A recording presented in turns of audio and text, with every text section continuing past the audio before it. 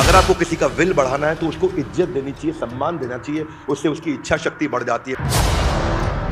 Emotions होना ठीक है पर इमोशनल होना गलत है, सेंटिमेंट होना ठीक है, सेंटिमेंटल होना गलत है। मृत्यु तो एक बार आती है पर अपमान अगर हो जाता है तो वो मृत्यु रोज रोज आती है। जो आदमी री इन्वेंट नहीं कर रहा, रेलेवेंट नहीं कर रहा, उसका गेम ओवर हो गया। मौत के दर्द से ज्यादा दर्द होता है जब इंसान की इज्जत समाप्त हो जाती है। या तो अपने आप को री इन्वेंट करो या फ्यूचर को इन्वेंट करो। जो आदमी वहीं रह गया और इंप्रूवमेंट साइकिल नहीं लेकर के आया वो बर्बाद हो जाएगा।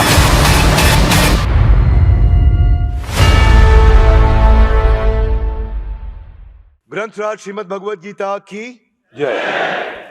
आज का दूसरे अध्याय का 34वां श्लोक और आपसे चर्चा करने वाले हैं, जहां पे अब कृष्ण जो है अलग अलग उपाय से अर्जुन को वापस लेके चल रहे हैं अपने साथ। दूसरे अध्याय के 34वें श्लोक पे हम आ चुके हैं और इस श्लोक में हम यहाँ पे चर्चा करेंगे। श्लोक को आप मेरे पीछे दोहराइए। अकीर्तिम चापि भूतानि कथयन्ति ते अव्ययम संभावितस्य च कीर्ति मरणादि अतिरिच्यते। अकीर्ति मतलब इनफेमी। इनफेमी का मतलब बेइज्जती।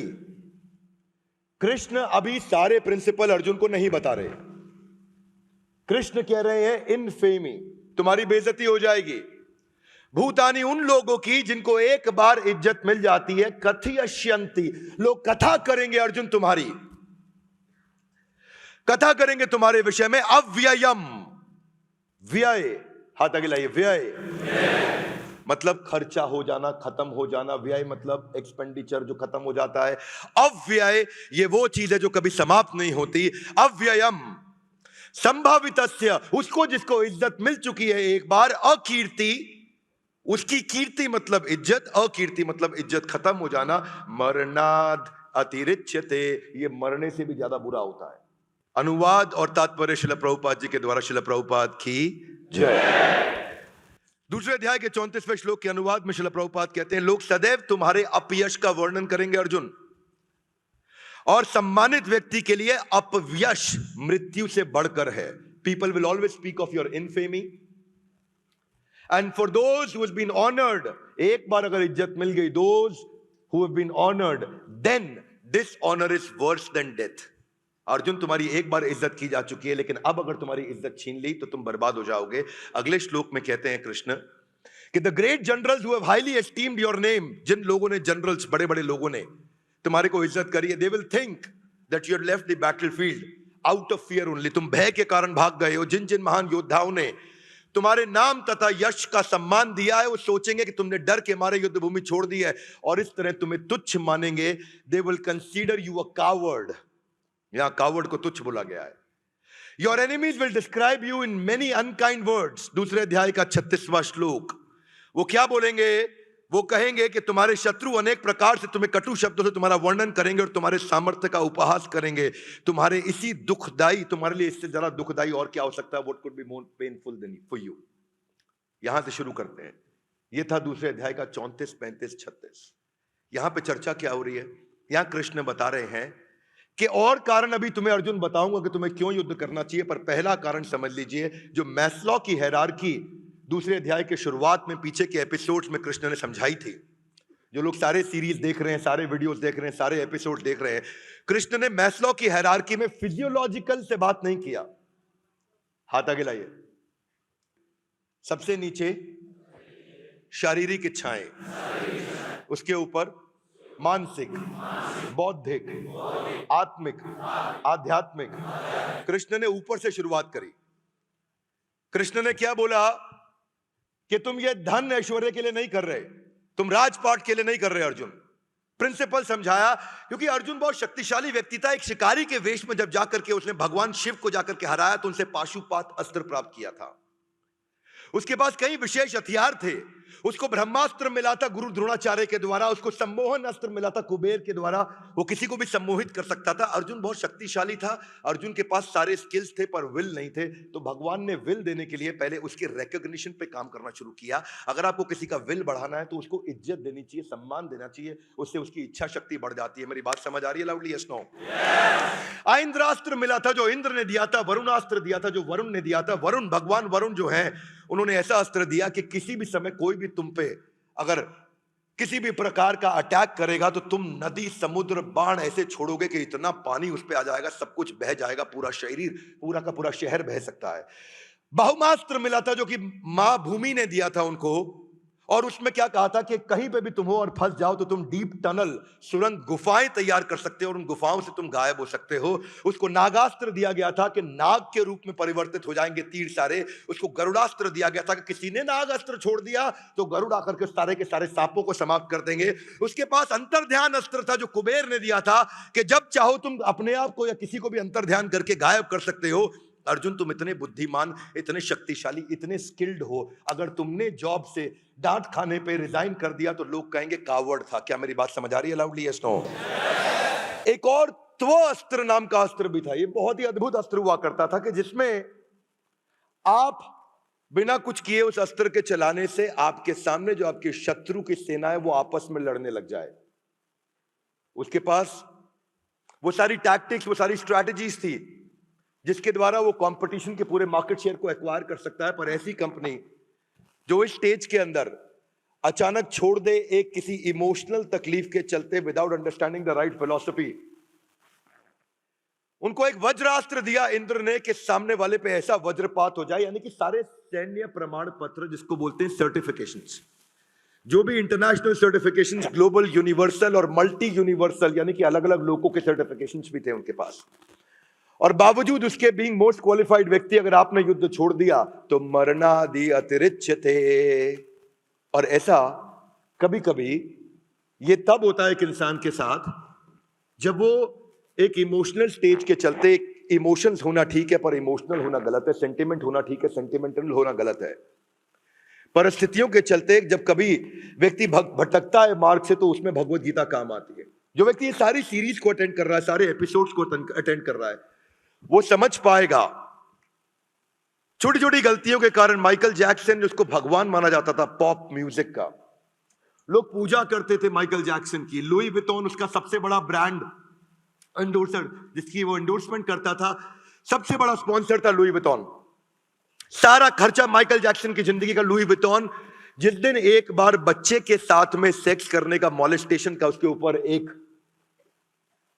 इल्जाम लगा, लुई विटॉन भी गया, सारे के सारे दुनिया के स्टेज शो भी कैंसिल हुए, उसकी म्यूजिक सीडीज, म्यूजिक कैसेट की जितना भी उसका बिजनेस था वो सारा ड्रॉप हो गया। वो एक मॉलेस्टेशन के कारण इवेंट, कॉन्सर्ट्स सब बर्बाद हो गए। क्यों? अकीर्ति चापी भूतानी। वो ऐसा अकीर्ति हुआ उसका। सबसे बड़ा एग्जाम्पल जो हमेशा याद करता हूं वो बिल क्लिंटन का है। बिल क्लिंटन दुनिया के सबसे शक्तिशाली, देश के सबसे शक्तिशाली राष्ट्रपति रहे हैं, हार्वर्ड के पढ़े हैं, येल के पढ़े हैं, गवर्नर रह चुके हैं पहले। और गवर्नर रहने के बाद बिल क्लिंटन कहां पहुंचे? बिल क्लिंटन जानते हैं, उनके देश की सॉकर और बेसबॉल टीम को, नेशनल टीम को रिप्रेजेंट कर चुके थे बिल क्लिंटन। सबसे बुद्धिमान लोगों में माना जाता था बिल क्लिंटन को। पर उसके बाद मोनिका लेविंस्की के बाद अमेरिका का पहला मीटू मूवमेंट चालू हुआ था। बाद में यहां मीटू मूवमेंट किसी और के साथ शुरू हुआ था, because several women had put their allegations. बस यही है, मरणादि अतिरिच्यते। उसके बाद क्या हुआ? बिल क्लिंटन कभी वापस नहीं उठ पाए, कभी आगे नहीं आ पाए। इसमें दो बातें हैं जो आपको समझनी बहुत जरूरी है।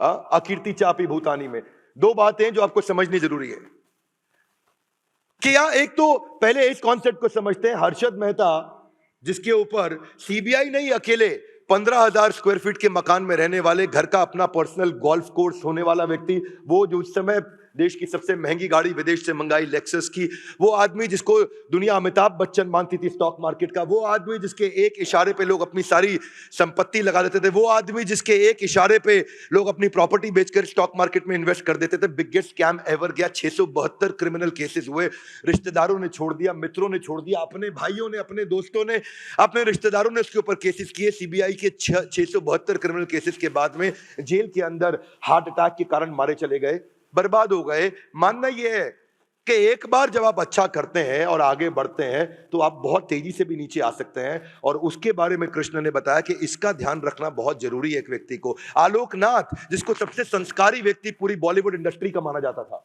सबसे ज्यादा संस्कारी व्यक्ति, आलोकनाथ का चेहरा देख करके आपको कैसी भावना आती? हमेशा ऐसी भावना आती कितने अच्छे इंसान हैं। लेकिन आलोकनाथ के ऊपर मी टू मूवमेंट की शुरुआत ही उसी इंसान से हुई। एक्चुअली बाद में वो एक एक्टिंग करते बॉलीवुड में, विलेन, मेरे को नाम याद नहीं आ रहा, आऊ आऊ बोलते, क्या नाम है, शक्ति कपूर के ऊपर भी लगा, लेकिन लोगों को शक्ति कपूर की चर्चा नहीं करी। उन्होंने कहा हो सकता है करे। आलोकनाथ का हुआ तो कितना नाम खराब हुआ। क्या मैं समझा पा रहा हूं आपको? वो संस्कारी ऑन स्क्रीन इमेज जितनी स्ट्रांग थी, रेणुका शहाणे ने बताया बाद में कि इसकी प्रेडेटरी आदतों का हमारे को पता था, शराब पीने के बाद ये क्या करता था औरतों के साथ, एक के बाद एक, एक के बाद एक, एक के बाद एक। वही हुआ, संभावितस्य च कीर्ति मरणादि अतिरिच्यते। मैं एक एथलीट था और दो लोग मैं जिसको बहुत फॉलो करता था, मैं डिएगो मैराडोना और बेन जॉनसन। मेरे को फुटबॉल और ट्रैक एंड फील्ड बहुत पसंद था। मैं लॉन्ग डिस्टेंस रनिंग किया करता था, 5 किलोमीटर 10 किलोमीटर रोज रनिंग करता था, सालों साल तक। मेरे पास कम से कम पर्सनली अपनी बात बता रहा हूं 80 70 80 मेडल्स रहे हैं। हर साल स्कूल का बेस्ट आउटस्टैंडिंग एथलीट अवार्ड्स मिलते थे मेरे को। तो मैं बेन जॉनसन को देखता था कि पृथ्वी का सबसे जीवित, सबसे तेज धावक ऐसा एक इंसान। पर बेन जॉनसन के बारे में क्या हुआ, उसको कैनेडियन स्पोर्ट्स मिनिस्टर ने बोला he is a disgrace on Canada, क्यों मरणादि अतिरिच्यते। यही मैं आपको बोल रहा हूं कि कथयश्यन्ति, हाथ आगे लाइए, आपके बारे में कथा करेंगे लोग, और कितनी कथा करेंगे, अव्ययम, समाप्ति नहीं होगी, इतनी नेगेटिविटी की कथा होगी। तो कृष्ण वहां से अर्जुन को समझा रहे हैं, और अर्जुन अभी साथ साथ सुन रहे हैं, क्योंकि अर्जुन दूसरे अध्याय के 7वें श्लोक में सरेंडर कर चुके हैं। प्रश्न पूछेंगे, एनक्वायरी और इंक्वायरी में यही अंतर होता है, एक में चैलेंज किया जाता है और एक में सबमिसिव तरीके से पूछा जाता है। एक है इंक्वायरी और एक है एनक्वायरी, दोनों में बड़ा फर्क है। एक आई से शुरू होता है, एक ई से शुरू होता है। डिएगो मैराडोना बस केवल अलर्टनेस और एनर्जी के लिए उसने एक ऐसा ड्रग लिया था जो 5 प्रकार से आता है, और उस ड्रग के कारण उसको फुटबॉल का इतना बड़ा बैन लगा। बॉल कंट्रोल और ड्रिबलिंग स्किल का भगवान माना जाता था डिएगो मैराडोना को। अर्जेंटीना से खेलता था, ऐसे बॉल ड्रिबल करता था डिएगो मैराडोना। इसको मैं उनका हर मैच में फुटबॉल का देखा करता था। मैं अपनी बात बता रहा हूं, जब मैं 4वीं 5वीं क्लास में हुआ करता था, मैं अर्ली 90s की बात कर रहा हूं, जिस समय इंटरनेशनल क्रिकेट दिखना शुरू हुआ था पहली बार, दूरदर्शन से बाहर निकले, नया नया केबल आना शुरू हुआ था, अर्ली 90s की बात कर रहा हूं मैं। तो वो क्या भारत के कई उदाहरण है। भारत के अंदर क्रिकेट में अपने पाप धोने के लिए मूवी बनाने से पाप धुल नहीं जाते। जो मोहम्मद अजहरुद्दीन के साथ हुआ, 20 साल का बैन लगा, क्यों जानते हैं? मैच फिक्सिंग, 20 साल का बैन लगा। जितने एंडोर्समेंट्स थे अजहरुद्दीन के पास सारे छीन लिए गए, हमेशा हमेशा के लिए खत्म हो गए, बदनामी हुई वो अलग। तो ये अकीर्ति चापी भूतानी, कृष्ण इसकी बात कर रहे हैं। चाणक्य पंडित कहते हैं मृत्यु तो एक बार आती है, पर अपमान अगर हो जाता है तो वो मृत्यु रोज रोज आती है, वो मृत्यु रोज रोज आती है। और ये इतना खतरनाक है ना, इतना खतरनाक है कि इसमें आदमी खुद को भी मार लेता है और अपमान करने वाले का भी हत्या कर देता है। जिसके कारण मेरा बदनामी होगी, ये उसकी भी हत्या कर सकता है इंसान। इतना खतरनाक होता है। ये सब क्या है? खाप पंचायत के जो ऊपर जो केसेस जितने भी बने ऑनर किलिंग के, ये क्या थे? ये बदनामी के डर से। अकीर्ति चापी भूतानी, के आदमी अपनी बेटी को मार दिया, अपनी बेटे की हत्या कर दी, अकीर्ति चापी भूतानी, अपने पुत्र की हत्या कर दी। ये अकीर्ति चापी भूतानी ऑफिस में भी होता है, कॉर्पोरेट वर्ल्ड में भी होता है। शुरू में जब कंपनी शुरू होती है, नए नए एम्प्लॉय को बड़ी इज्जत मिलती है क्योंकि वो सब कुछ कर रहा होता है, और बाद में जब बड़े बड़े स्टॉलवर्ड लीडर आने लग जाते हैं, वही पुराना एम्प्लॉय बेकार हो जाता है, वही पुराना एम्प्लॉय आउटडेटेड हो जाता है, वही पुराना एम्प्लॉय अगर अपने आप को रीइन्वेंट और रेलेवेंट नहीं कर पाता, वही पुराना एम्प्लॉय खत्म हो जाता है। तो केवल डिसऑनर नहीं, लैक ऑफ ऑनर भी बहुत बड़ा इंडिकेटर है। क्या मेरी बात समझ आ रही है? Yes no? केवल डिसऑनर नहीं, लैक ऑफ ऑनर। तो कृष्ण जानते हैं कि मुझे अर्जुन को क्या समझाना है, कब क्या बात करना है। आगे चलते जाएंगे तो अर्जुन को अलग अलग प्रिंसिपल समझाएंगे जो आप जीवन में उतारोगे तो आप अलर्टनेस, आपकी strength, attitude, behaviour, learning, perception, motivation, overcoming anger, overcoming anxiety, focus, strength. Bhagavad Gita भगवान है मोटिवेशन की, भगवत गीता भगवान है उस अंडरस्टैंडिंग की जो आपकी जिंदगी को परिवर्तित कर सकती है। जिंदगी में कभी तकलीफ आ जाए, किसी का चेहरा देखने की जरूरत नहीं, गीता खोल लेना, उसी श्लोक में उत्तर मिल जाएगा। यही दुनिया के सारे बड़े लीडर्स बताते रहे। इस प्रिंसिपल से बाहर आने के लिए इसका जो अदर साइड है ना, अदर साइड ये है कि डिसऑनर से ज्यादा बुरा कई बार लैक ऑफ ऑनर भी होता है। राजेश खन्ना, अमिताभ बच्चन एक साथ शुरू हुए थे। अमिताभ बच्चन का हर 10 साल नीचे, हर 10 साल ऊपर, हर 10 साल नीचे, हर 10 साल ऊपर हुआ। राजेश खन्ना का एक बार नीचे हुआ, वो री इन्वेंट और रेलेवेंट नहीं कर पाया। आज तक बॉलीवुड के इतिहास में 60 साल तक, 6 दशक तक अगर कोई आदमी अपने आप को बार बार री इन्वेंट और रेलेवेंट करता रहा है तो वो अमिताभ बच्चन है। उन्होंने कंसिस्टेंटली अपने आप को री इन्वेंट और रेलेवेंट किया है। ये बड़ा इंपॉर्टेंट है। घर में भी एक बहू आती है, उससे सब बड़ा प्यार करते हैं। जब अगली बहू आती है उसको ज्यादा ध्यान देते हैं तो बड़ी वाली बहू को टेंशन होने लग जाती है, तो वो घर में कॉन्स्पिरेसीज क्रिएट करती है। क्यों जानते हैं? क्योंकि डिसऑनर नहीं है, ये लैक ऑफ ऑनर है। घर में एक बच्चा पैदा होता है, दूसरा बच्चा पैदा होने के बाद पहले बच्चे को प्रेम जब कम मिल रहा होता है उसको तकलीफ होती है। हरियाणा के अंदर एक 12 साल के बच्चे ने अपनी 8 साल की बहन को इसलिए मार दिया क्योंकि उसके चक्कर में मां उसको बार बार तंग करती थी। क्यों? डिसऑनर नहीं, लैक ऑफ ऑनर था। ये जो प्रिंसिपल जब कृष्ण समझाते हैं ना तो बुद्धि का विकास अलग लेवल पे होने लग जाता है। आपको ये समझना है कि लैक ऑफ पेरेंटल अटेंशन को लेकर के एक नया टर्म कॉइन हो गया है जिसको बोलते हैं सिबलिंग राइवलरी। सिबलिंग राइवलरी के लिए साइकोलॉजिस्ट आजकल काम करने लगे हैं। क्यों? क्योंकि उनको मालूम है ये प्रिंसिपल है। ये साइकोलॉजी जितनी भगवत गीता सिखा सकती है दुनिया में कोई नहीं सिखा सकता। हमारे देश में जो पहले मोटिवेशनल स्पीकर हुए हैं पिछले कुछ सालों में वो शिव खेड़ा थे, और क्या लेजेंडरी मोटिवेशनल स्पीकर, मैं उनका सम्मान करता हूं। पर आज शिव खेड़ा किधर है? खत्म हो गया सब कुछ, गेम ओवर, दिखाई नहीं पड़ती। ये वो व्यक्ति हैं जिन्होंने कास्ट बेस्ड रिजर्वेशन पे बहुत काम किया था, जिन्होंने एक इंडिया की एक फाउंडेशन, कंट्री फर्स्ट फाउंडेशन भी बनाई। ये भारत को लेकर के बड़े सजग थे। पर शिव खेड़ा क्या किया उन्होंने? वो सीडी बेचते रह गए। और अब सीडी का जमाना खत्म हो गया। वो अपने आप को री इन्वेंट और रेलेवेंट नहीं कर पाए, वो फ्री वीडियोस नहीं बना पाए, वो केवल पेड सीडी और एक किताब ही यू कैन विन बेचते रह गए। आज शिव खेड़ा के बारे में कितने सब्सक्राइबर हैं? आज अच्छे किसी यूट्यूबर को देख लो, जितने शिव खेड़ा के लाइफ टाइम सब्सक्राइबर हैं उतना एक अच्छा यूट्यूबर एक दिन में ऐड करता है। क्या मेरी बात समझ आ रही है? इसको बोलते हैं reinvent and relevant. Anuradha Paudwal Lata Mangeshkar के बाद एक ही महिला थी जिसको पोस्ट डॉक्टरेट की डिग्री से अवार्ड किया गया था, पद्मश्री। अनुराधा पौडवाल का इतना नाम था कि अगर अनुराधा पौडवाल अपने आप को रीइन्वेंट करती ना तो दूसरी लता मंगेशकर आज देश में मानी जाती। आज उन्हें कोई याद नहीं करता, केवल एक भजन गायिका के नाम पर रह गई। इसीलिए अकीर्ति चापी भूतानी के प्रिंसिपल में कृष्ण ने समझाया कि कंसिस्टेंटली आपको अपने आप को रीइन्वेंट और रेलेवेंट करना पड़ेगा। हाथ आगे लाइए क्योंकि जमाना बदल रहा है। Give me your hands out, come on. जमाना इतनी तेज बदल रहा है कि इस समय जो पढ़ाई है वो कंटिन्यूअसली ऑनलाइन होती जा रही है। लोग गाड़ियां नहीं खरीद रहे, ड्राइवरलेस गाड़ियां होती जा रही है। और न केवल ड्राइवरलेस, ओला उबर के आने से गाड़ियों की बिक्री कम होनी शुरू हो गई है। क्या मेरी बात समझ आ रही है? Loudly yes no. आज ऑनलाइन एग्रीगेटर आ गए, ब्यूटी पार्लर घर पहुंच गया। जो आदमी रीइन्वेंट नहीं कर रहा, रेलेवेंट नहीं कर रहा, उसका गेम ओवर हो गया। आज ट्रैवल एजेंट्स के धंधे को गो आई बीबो खा गया, थॉमस कुक खा गया, मेक माई ट्रिप खा गया, ओयो खा गया। क्यों? क्योंकि लोग अपने आप को रीइन्वेंट और रेलेवेंट नहीं कर रहे। पहले कबूतर चिट्ठी लेके जाया करता था, उसके बाद शाही पैगाम आया, उसके बाद डाकिया आया, डाकिया को टेलीग्राम ने खत्म किया, टेलीग्राम को ईमेल खा गया, ईमेल को सोशल मीडिया ने बर्बाद किया, सोशल मीडिया को व्हाट्सएप ने खत्म कर दिया। आज व्हाट्सएप के खात्मे के लिए 25 टीमें बैठी हैं यूएस के अंदर कि कैसे व्हाट्सएप को खत्म कर दे। हाथ आगे लाइए, जमाना बदल रहा है। Give me your hands out, come on. जमाना जिस स्पीड से अपने आप को बदल लो वही अर्जुन को कृष्ण ने बदला थोड़ी देर के अंदर। सबसे कठिन दौर के अंदर उस समय अर्जुन को बदला जिस समय युद्ध चालू हो चुका था, शंख बज चुके थे, तीर चल रहे थे।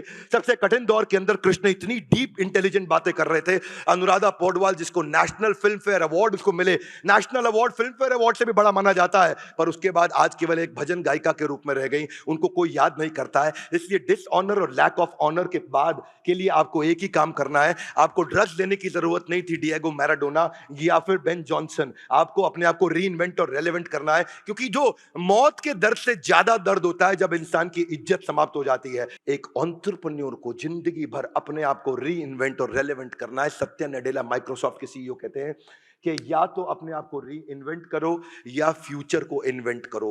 वही है एंटरप्रेन्योरशिप, इसके अलावा कुछ नहीं। क्योंकि जो आदमी वहीं रह गया और इंप्रूवमेंट साइकिल नहीं लेकर के आया वो बर्बाद हो जाएगा। हाथ आगे लाइए, improvement cycle guys, one more time, little loud, क्या improvement cycle? Business is about being able to reinvent yourself और invent the future, nothing less nothing more. एक साथ 80s 90s में माधुरी दीक्षित और मनीषा कोइराला चालू हुई थी।